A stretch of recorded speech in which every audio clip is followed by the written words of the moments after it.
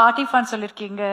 ஆனா என்னோட அனாலிசிஸ் என்னன்னா முரளி கிருஷ்ணன் சார் அவங்க என்ன சொல்றாங்கன்னா இந்த 100 நாள்ல மோஸ்டா ரிப்பேர் பண்ணிருக்கோம். என்ன திமுக மெஸ்அப் பண்ணாங்க அதை நம்ம ரிப்பேர் பண்றோம் ஃபிக்ஸ் பண்றோம்னு நீங்க என்ன நினைக்கிறீங்க? ஆக்சுவலா 100 நாளுக்கு வாழ்த்துகள். காலையில சிஎம் இந்த சேனல் தமிழ் சேனல் லான்ச் பண்ணும் பொழுது அந்த ஒரு ஸ்ட்ராங்கான ஒரு மெசேஜ் ஒன்று சொன்னார். அந்த ட்ரூத் ஸ்பீக் லவுடர் அப்படின்னு. நம்ம உண்மையை தொடர்ந்து பேசுவோம், நல்லாவே பேசணும்னு தான் நினைக்கிறேன். உண்மையை பேசணும்னா இந்த 100 நாள்ல இந்த கவர்மெண்ட் நரேட்டிவ் கவர்மெண்டா தான் ரன் ஆயிருக்கு. எவ்வளவு நரேட்டிவ் இப்போ பிலிக்ஸ் சொன்னதுல கூட ஒரு நரேட்டிவ் இருக்கு.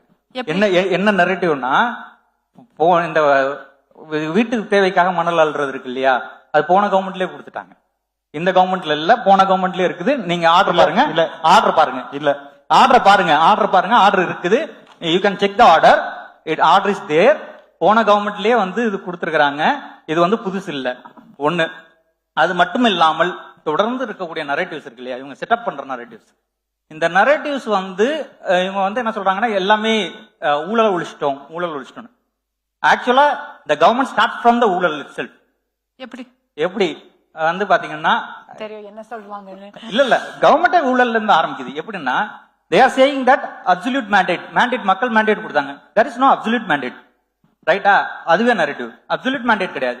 அப்ப mandate இல்லன்னா எங்க இருந்து ஆரம்பிக்கிறீங்க? உங்களுக்கு வாலண்டியரா திமுக கூட்டணியில இருந்து விஜய் வேண்டான்னு சொல்லி ஓட்டு போட்டவங்களுக்கு தான். அப்படிதான் நீங்க பாக்கணும். திமுக கூட்டணியில இருந்து விஜய் வேண்டான்னு ஓட்டு போட்டவங்க தான் இப்ப உங்களுக்கு வராங்க. அப்ப அவங்க என்ன சொல்றாங்க, வெளியில இருந்து ஆதரவு தரோம் அப்படின்னு சொல்றாங்க. வெளியில இருந்து ஆதரவு தரவங்களுக்கு நீங்க பவர் கொடுக்குறீங்க இல்லையா, அதுவே ஊழல் தான்.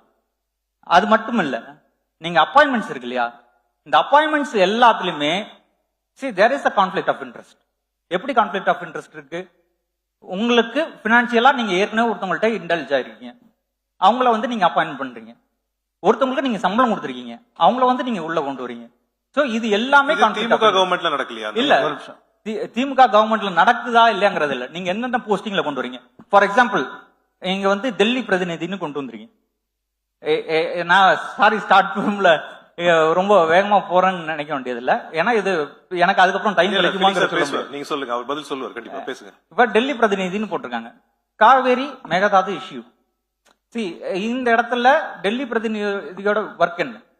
இன்ன வரைக்கும் டிரான்ஸ்பரண்டா what is the transparent action of their that person representative?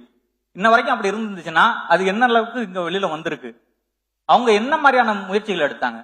CM சட்டமன்றத்துல சொல்றாரு, அப்படி ஒருவேளை அவமானப்பட்டால் அந்த அவமானத்தை தாங்கிக்க.